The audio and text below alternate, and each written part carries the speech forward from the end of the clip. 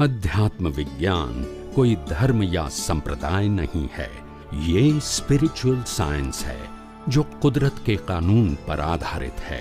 ये विज्ञान पूरे ब्रह्मांड के सभी रहस्यों को उजागर करता है और जीवन के सभी पहलुओं को समझने के लिए एक नई दृष्टि देता है। इसी को आर्ट ऑफ विजन कहते हैं, दुनिया को देखने की एक नई दृष्टि, जो अध्यात्म विज्ञानी परम पूज्य स्वामी श्री कमलेशानंद जी के निर्देशन में सनातन सत्य का अनुसंधान कर हमारे जीवन को प्रकाशित करे। जय सच्चिदानंद। एक होय त्रण काल में परमारथनो पंथ, त्रणेय काल में परमारथनो पंथ एक ज होय, अलग अलग ना होय। परमारथनो पंथ એટલે મુક્તિનો માર્ગ। મુક્તિનો માર્ગ એક હોય એટલે કે છે કે જૈનોમાં કીધું છે કે રાગ દ્વેષને અજ્ઞાન કાઢો, વેદાંતમાં કીધું મળ વિક્ષેપને અજ્ઞાન કાઢો। અજ્ઞાન કોમન આવ્યું, બંનેમાં અજ્ઞાન કોમન આવ્યું। અજ્ઞાન તો કાઢવું જ પડશે તમારે। એટલે ત્રણેય કાળમાં એક જ હોય પરમારથનો પંથ કે અજ્ઞાન કાઢો। શું કાઢો? અજ્ઞાન કાઢો। આપણે બધા શું માનીએ છીએ? જ્ઞાન મેળવવું।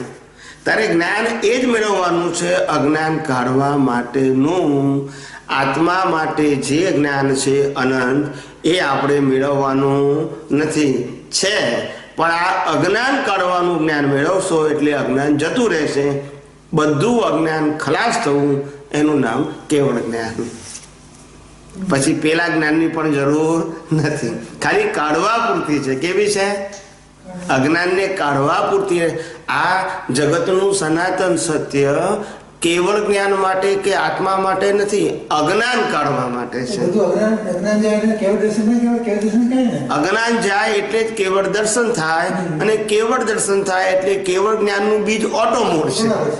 એમાં પાપ પુણ્યની જરૂર, કેવળ જ્ઞાનના બીજની અંદર પાપ અને પુણ્યની જરૂર નથી। સંસારની કોઈ વિનાશી વસ્તુ જોઈએ તેમાં પાપ પુણ્ય જોઈએ।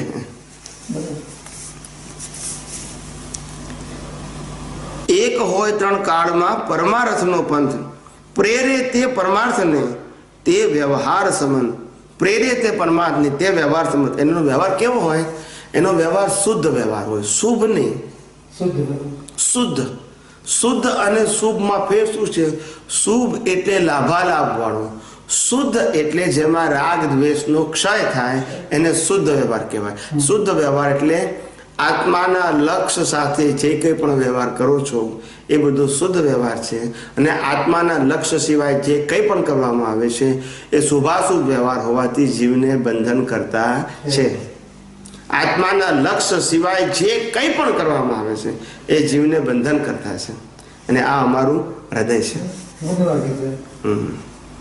આત્માના લક્ષ્ય સિવાય જે કંઈ પણ કરવામાં આવે છે એ જીવને બંધન કરતા છે, પછી પાપ રૂપિયો હોય કે પુણ્ય રૂપિયો હોય, પણ બંધન કરતા છે।